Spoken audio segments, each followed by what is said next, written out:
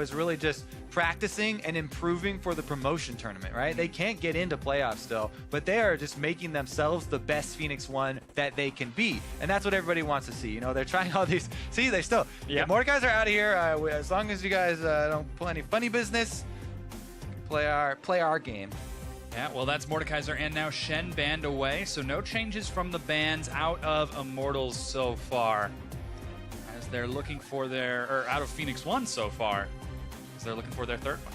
It's funny, I like the mention of the Heck Room by the analyst desk as well, because last night when Phoenix One were winning and people are just like, oh my god, why don't you ban Inori's Heck Room? It's Inori's Heck Room. Now we're like, oh, why don't you ban Inori's Mordekaiser? It's Inori's. It's like, that train of thought kind of doesn't make a lot of sense. It's just people, the champion that would most recently beat you sticks in their minds. But there still are so many options for this guy, as he's performed on so many different ones. And it really does depend on what type of team comp you want to build and what type of strategy you are going to try and go for. Mordekaiser was part of a bigger overall picture for them with the Dragon focus and the neutral objective control that they had with the Kalista lane counter pick, plus helping out the Mordekaiser with that stuff.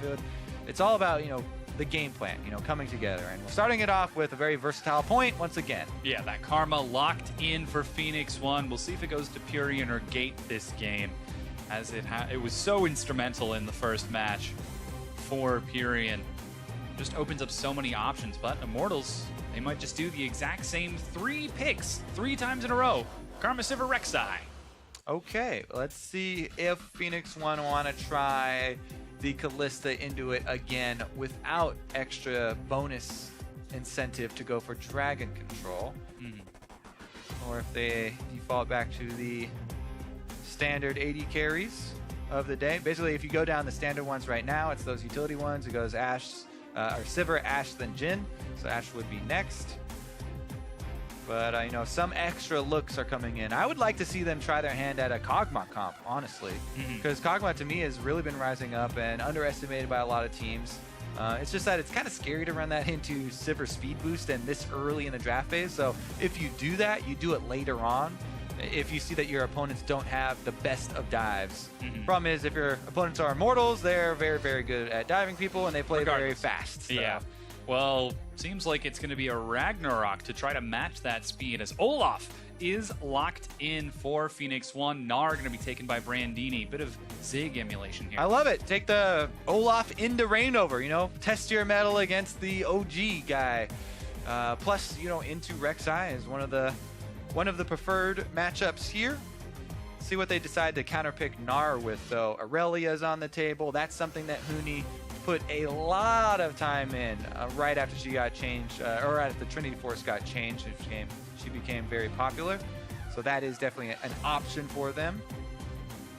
The other ones I really like to see that we haven't seen have been the Yasuo and Lissandra. Those are 2 kind of old school picks into the Gnar. But I think it's only Expression in LCK in Korea has really used that particular counter pick recently. But they will fall back to that Alawi, locked in once again for Huni. And this time it's Adrian taking Taric. All right, so they are going to take away the Taric from Gate. That's one of the things we did mention in game number 1. It wasn't impactful in game number 2 because they lost so much control early. But I do like the steal away here from Adrian. And Immortals also are, you know, testing their hands at the new different melee supports that have taken a little bit longer to catch on in North America, honestly. And Taric is one of the ones that takes a long time for not just the support player, but the whole team to get used to playing with. The delay on the ultimate's quite large, and you really want to have the Sivir ultimate or something else to ensure that you get that team fight when it comes down at the right timing. Take some big coordination, but if anything, Immortals are the team that has that. Now Phoenix One, 7 seconds left as they look at their final ones. Vayne locked in for MASH. And the Zillion to boot. I like it. The blind Zillion here for Phoenix One. And the assists for Olaf. Not a lock-in, by the way. Oh, no. I think that's a visual bug, actually, by the way, because Vayne was locked in. That's Vayne. That's just a visual bug on the Warwick there. Nice troll graphics. But yeah, that is going to be MASH mixing up the 80 carry pool once again. We mentioned the Callista good into Sivir. One of the other old champions that was good into Sivir was the Vayne. Now, Vayne not great in the current state, but that has not dissuaded Phoenix One ever. Yeah. And there we go, all corrected. Woo. You see, that is the true composition as Vlad does round that out for Immortals, and that is a lot of backline dive. Sivir assisting everybody here. The Alawi, Vladimir, Tarek rush. Oh boy, that's a scary team to rush onto you. But Phoenix One looking to take this series in game number 3. They're putting their eggs in the MASH basket. Can he get the outplays? He's going to have some big utility to support him. It's going to be a highlight reel if he does, because you can, side tumble these tentacles. He's going to be trying to dodge all this Sivir speed boosted people in team fights, and I think that Phoenix One might just try and split the map, honestly. They do have speed to disengage, so they might be able to benefit. I mean, definitely the 80 carry matchup benefits Phoenix One if they're able to get some alone time. Once Vayne does get the one-on-one with Sivir later into the game, Blade of the Rune King's completed. It's easy pickings if you can find something. Yeah. Coaches shake hands for the final time, but we got to ask, is this it for Phoenix One? Can they finish this series and secure the win? Shout us out on Twitter. Use hashtag P1win or hashtag IMTwin as we load in. Immortals already secured that second place in the playoffs, looking to go into that set with confidence.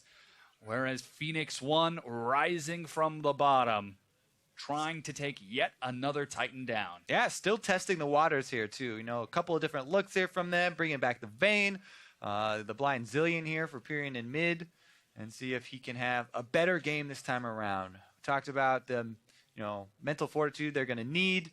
Him specifically had a pretty rough game, so you need the team to kind of rally around you when something like that does happen, to have the confidence to come back.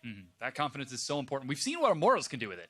If they just get few minutes to reset in between games, just ban the Mordekaiser, get rid of that, cleanse your palette, and turn it around. But now Phoenix One trying to do the same. We do have a bit of a pause loading into this. We're going to get that resolved as quickly as possible. But Phoenix One, again, it can't be stated enough. Starting off 0-9 and then showing that they can recover, showing that they have that resilience.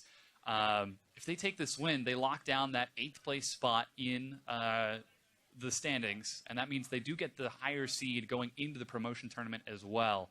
So transitioning forward, things are looking good for them if they can take this win here. Yeah, they're all about self-improvement, looking for opportunities to grow as a team right now. This is the best experience that you can possibly get on the LCS stage. Exactly. And they're making use of it. I mean, Immortals is the best scrim partner that you could have. Yeah. And this is in a competitive set where they're trying very hard because you took game number 1 off them. You really get to test a lot of your limits.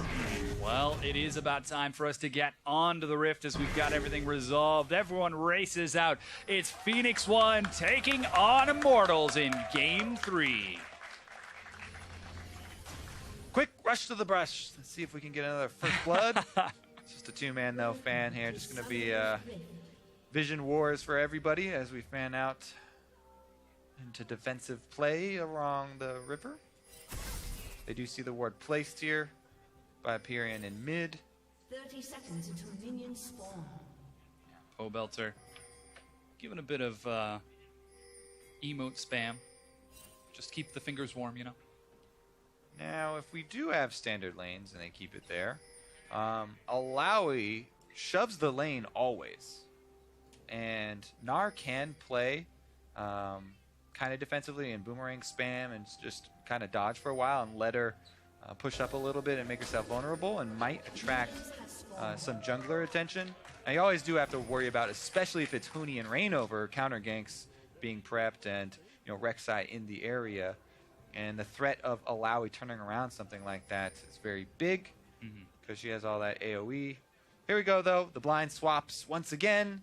And this time around, Phoenix One are actually sending duo bottom, so you don't get to see the matched Australian lanes. Yeah. They do pull off that lane swap. And as expected, Zillion. Ooh, missed that one. He did get that one, though. Ooh. Now 1 out of 3. That's unlucky. Exactly. Yeah. Not the best, but now they see that this swap is happening. Immortals very well practice it. As you said, this is a great opportunity to practice this lane swap scenario as Brandini now heads into the jungle to catch up with Inori. Yeah, no lane CS there for Brandini. He wasn't able to get any of the melees before getting chased out, which is actually pretty uncommon. It did help out with the leash, but wasn't able to get up there in time before Turtle and Adrian arrived. So he'll be slightly behind when he meets up with Huni, who was able to get melee minions and then goes back into the jungle to help out before using that teleport to create the invulnerability to help push down the turret quicker. And that is going to mean that Phoenix One, while yes, they are going to have the teleport advantage technically, they're going to have a slower turret push because it's not used on the minion, and he's not going to be there as early either. So we'll see if Immortals can actually make that transition into anything big, because it's pretty hard to use even a couple seconds lead on turret kills at the moment into anything meaningful, as Riftail doesn't spawn till 6 and Dragon's easily contestable. We'll see though. Furion trying to shove up in this mid lane. Pobelter's matching as best he can as that top tier 1 will go down. Huni's trying to clear it out. Go for that solo gold. Needs a few hits. There he goes. Finally drops it. And Phoenix One on the opposite side do the same thing. Oh, add some damage onto Pyrion. Slightly faster at taking that turret is Immortals with this pace. Yeah, Zilean is kind of annoying to CS with, but Pyrion's still having a rough time with it and is losing pretty handily in CS just in the pure 1v1 here. As Vlad is zoning a lot and making him miss a lot of last hits here. Good job by Pobelter controlling this lane from very early on, forcing all the potions, denying CS, and having control while not really exposing himself either. Vladimir sustaining so much, especially with the Doran's blades. Furion can't even auto-attack. Whoa! Down to 200 health. And Nori's forced to head towards mid lane to catch some of these minions, but Pobelter's not going to let that fly so easy. Ah, too bad. Forced to catch a cannon minion. Yeah. Gate here, though, is going to force Huni off and get some harass as he chases him through the jungle, plus cashing in with the spell Thieves, while they get that solo experience on match on the Vayne, which is very important. Here they go. Another strong push, though, on top side for Phoenix One as they try and trade again on turrets. And Immortals are going to answer, push up. They're already on the turret. They retained that small couple seconds advantage in the turret pushing, and that looks like it should turn into the Drake afterwards. They have the extra time, plus everybody's bottom side from them. And they have mid lane control to boot. So Immortals looking like they will be the recipients of the early ocean once again. Yeah, Rainover's actually already starting it out, not even going to wait for his team. We'll take some damage here. Ocean Drake not that terrifying. But the turret is taken. Gold actually split between the three. Yeah, Huni, when he does meet back up with Brandini, has a pretty big lead here as far as the gold is concerned. Experience is starting to even out for them. But yeah, 500 gold as far as solo lane is definitely important here in the early stages. Rainover continuing to clear out a Nori's jungle. He's already done the same on the other side of the map with that first Drake take by Immortals. They might be looking for a similar game to game number 2. Just a nice, clean, clinical match. And shut down Phoenix One. Clip the wings if they can. But still very slow game so far. Once again, Gate finds Huni and says, "Get out of here."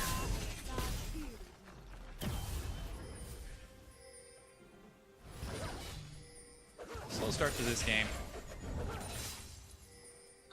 After the lane swap. Ooh, oh, Huni actually not going to get cut off there, as he's going to return to roaming on the top side. They swap it up once again. So they want to leave that wave so that Brandini can catch up, by the way, and hope that he can freeze. But Huni stayed down there, and Huni's going to try and break that freeze right now so that they have control on both side lanes right now. Look what Immortals have done. Manipulate both of the waves so they can converge on mid lane and try and apply pressure there. See if it actually manifests in anything, because it's so early on. It is still kind of difficult to take down this turret. The extra champion reduction in damage has just fallen off though, so Immortals might actually be able to convert to extra turret gold here. Good wave clear from Zillion and Olaf combination though. They now rotate towards that blue buff after having the mid minions cleared out, and Ori's heading over there. He's got his smite, and that is going to be picked up by... Rainover currently has it, but Inori's smite went off. A little bit early there. Oops. On the smite. Yep. And Rainover is going to be able to get that. Plus, you know, the big thing is just denying it there. But Pobelter, man, still control over mid lane. This has been the main story here for Immortals. Meanwhile, side waves have been really funneled into this vein. I mean, Phoenix One, they want Mash to get to the point where he is the split pusher who, yes, can take on Alawi or Sivir, pretty much anyone who they send at him. So we'll see if he can get to that Blade of the Ruined King quickly, cash in on his cull. He's going to need that extra burst of gold to get there. As of right now, just soaking up that solo experience. And I want him to get to that split push vein point. The ability to 1v1 anybody. And it's so interesting that it's Mash playing Vayne. That's a champion that seems like it just fits his style in that side lane. Immortals, though, they found him, and they're going to try to capitalize. He is level 6. Yeah, plus he's got the minion wave to work with. Ward goes down, and immediately Immortals call it off there. They're out-leveled, and don't want to risk it here. They take the long way around to catch up to the minions and try to deny Mash. He completes his recall. Rainover continuing to farm it out. Inori is keeping pace, but 9 minutes in, of course, this slow game. Haven't seen anything too exciting outside of that lane swap. Ping now going down onto the Rift Herald by Immortals. They might be trying to set up for that. They do have a decent amount of vision in the blue quadrant of the jungle. And as we keep on pointing out, Pobelter here has been crushing the control in mid lane. It hasn't resulted in a kill yet, but the large CS lead that he has is about the gold worth of a kill, plus constant pressure so that they can go for these jungle invades. And they've got wards on top of wards here, even overlapping in the blue quadrant of the jungle here. Furion forced to use his teleport to get back into that mid lane as Immortals clear out this side of the jungle. Monopoly on vision over there. Meanwhile, Inori's trying to help Brandini out, but currently just finds himself sitting in that tri-bush, trying to bait this. Yep, Huni's still holding onto that lead, and it's so hard for Brandini to do it himself to break this freeze. They have to call Inori over as well to make sure that it will crash and start to bounce back. Mash gonna get some hits as Gate roams over. Adrian's down to half. They can go on the chase here. They don't have a lot of vision though, and a counter gank is possible, so no point really extending. He still wants to pop the call. He still wants to have his side lane experience. And Hunu actually is able to keep the wave once again. Yeah, meanwhile, Immortals pressuring the other 2-2 on the other side of the map. Trying to defend it. It's not going to take too much damage. Mash is able to catch a lot of these minions too. Yeah, did miss that cannon minion. Bad for him as Immortals trying to keep up the pressure. And despite this being a much lower kill count game, it still seems like Immortals are the ones dictating the pace, using Pobelter's pressure in the mid lane to enable their side lanes to make things happen. Yeah, I mean, it's a similar situation over on the other side where Phoenix One have been pushed up to the turret, but Phoenix One haven't been able to get the same kind of vision down to see any of the moves that Immortals are going with. Especially when Immortals decide to increase the pace of the game, you really need that advanced alert of the deeper wards down to see them coming. Because when Immortals move, they start to move very quickly. They have the highest kills per minute in their games of all the teams because they usually have the most frantic games where they'll start to push up a minion wave and then go for a fight. And you kind of get caught up in the constant skirmishes that they're forcing. This game, completely different story, as they decided to just sort of milk this lane swap, and it's provided results for them here. Pretty substantial gold lead that they've been able to continue to squeeze out, not to mention the objective control. Yeah, and Nori looking for the hero axe over the wall. That's a double bomb and the axe, but Reignover does not falter. Second elemental Drake taken by Immortals. That's 2 Ocean Drakes, and the next one will be a mountain. Things looking good for Immortals fans, as Immortals find themselves 1,500 gold ahead and looking to expand it even more. Yeah, looking to deny Phoenix One the series victory here. Even it up. Immortals saying, we're the only team that's allowed to beat TSM. Well, that's yet to be proven. Yeah, true. Yeah, Phoenix Ones are the team that actually have done it. Luba now being gifted over. Oh, that was close. I don't know if that's going to be enough to salvage this lane for Pyrion. I mean, he has been able to kind of stop the CS lead from increasing. It's costing him a small amount of turret damage, but it's at the point now where the bombs, the double bombs, are actually killing the whole minion wave rather than leaving them low and then them dying to the other ones. Whoa, Pobelter. Dive though from Pobelter. Oh, caught by the stun on the minions. He takes a lot of damage. Flake. He's going to try to heal himself back up. Flash gets a lot of health, and Immortals escort him out. Yeah, bit of a mistake there from Pobelter. Does cost him both summoners, but is able to return to their strong side of the map where their constant pressure up here gives him a safe area to retreat to, and he will live another day. Meanwhile, that top tier 2 goes down. There's no answer yet from Phoenix One. They dive onto the mid lane. Pyrion takes some damage. Teleport now being used. It's answered, as Brandini will cancel as Huni head towards that mid lane. Backing off here as everybody full. Yeah, they're going to be able to retreat, but that is going to give up mid lane pressure. Even though Phoenix One are able to retreat after that failed tower dive, it gives priority over to Immortals, and they'll happily take the last outer turret here. You know what that means? Not only is the blue quadrant of the jungle going to constantly be warded, but Reignover is already moving into the red side with that sight stone and dropping more on the other side of the jungle too. Woo. This guy is controlling the map. Even a forward pink to steal away the red buff, and still Phoenix One find themselves on the defensive.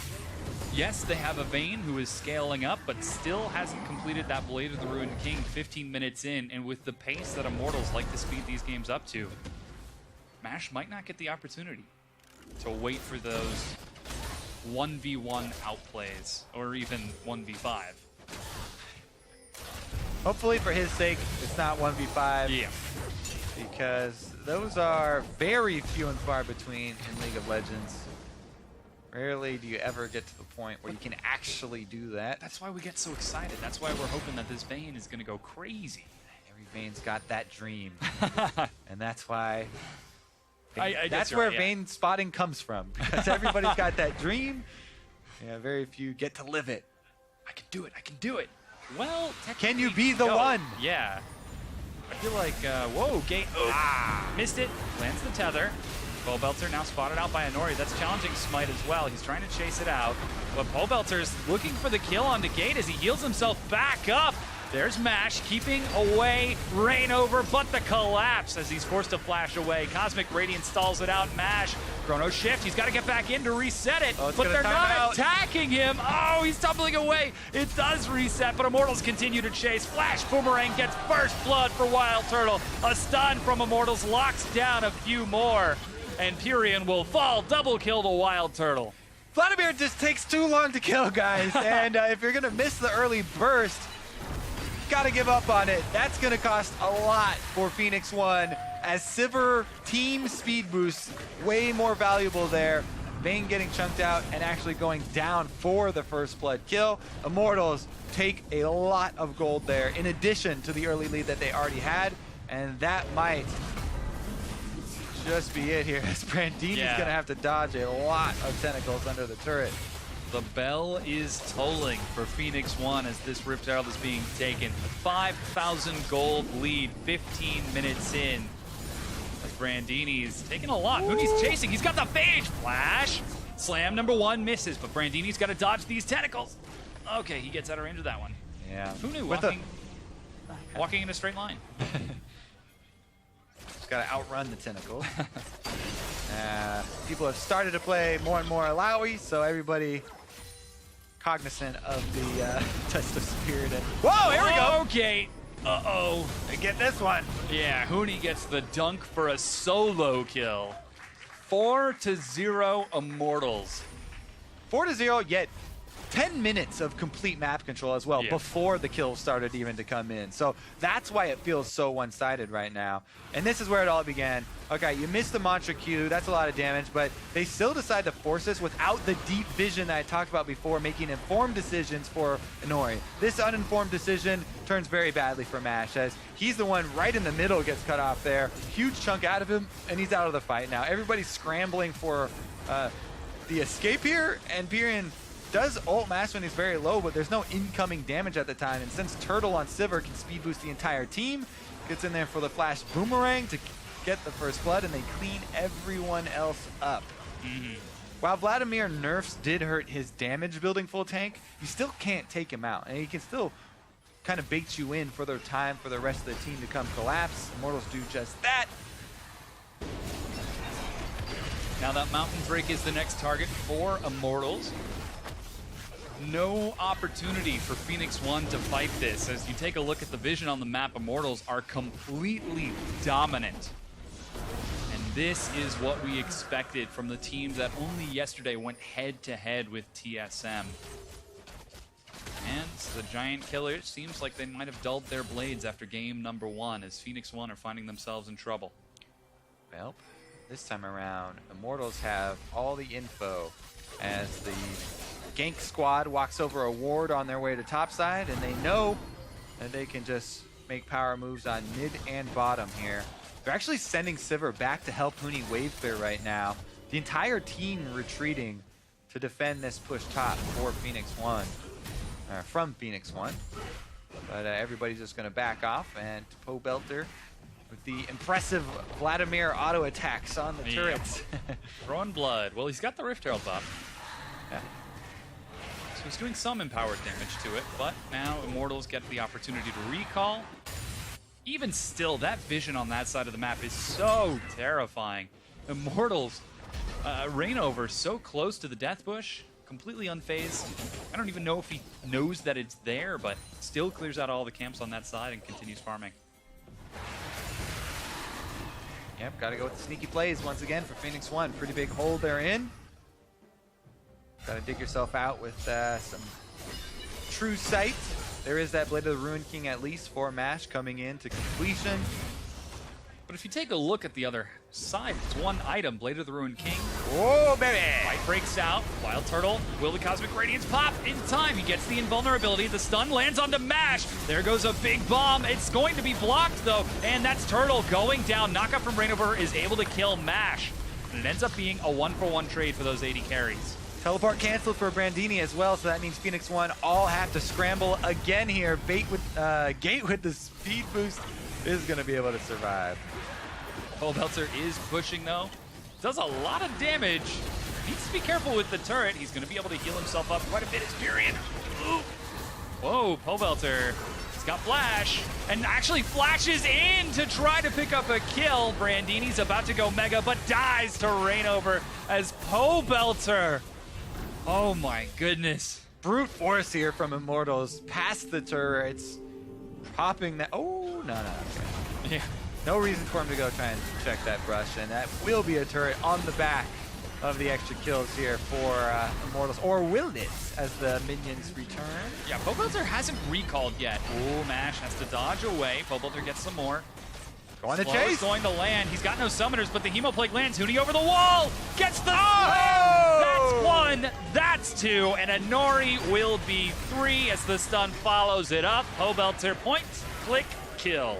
Phoenix One started the series with all the fireworks and got everyone hyped up, but then Immortals just quickly extinguished them in games 2 and here in game 3, making very quick work of Phoenix One.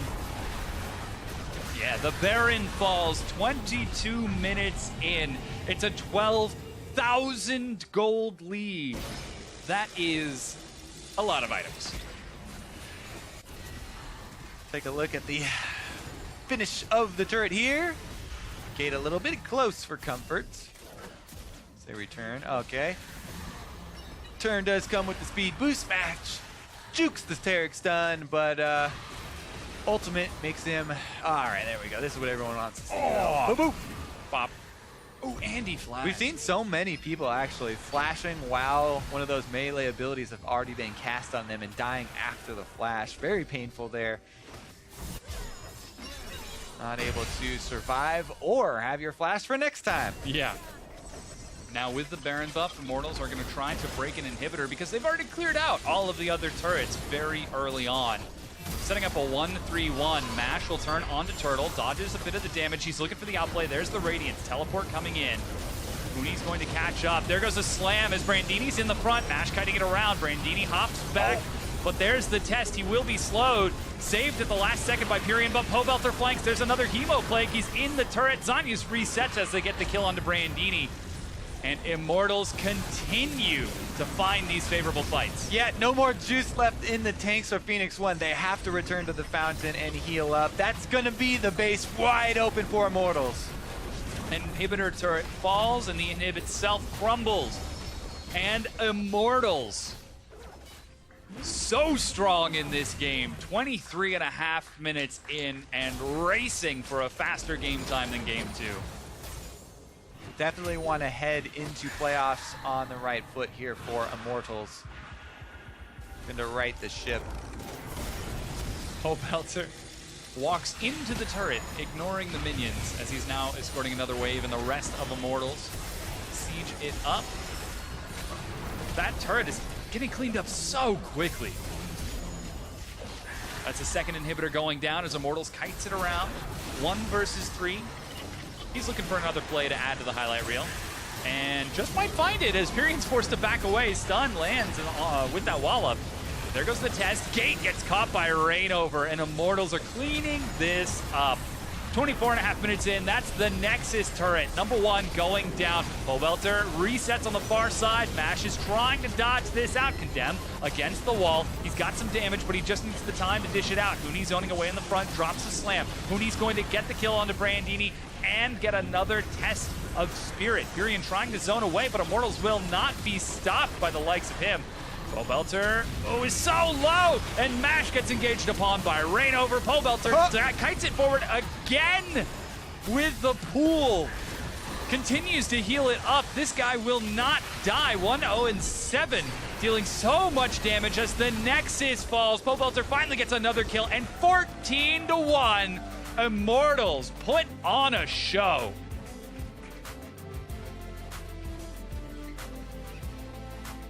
Well, that is Immortals taking the series, doing what TSM could not.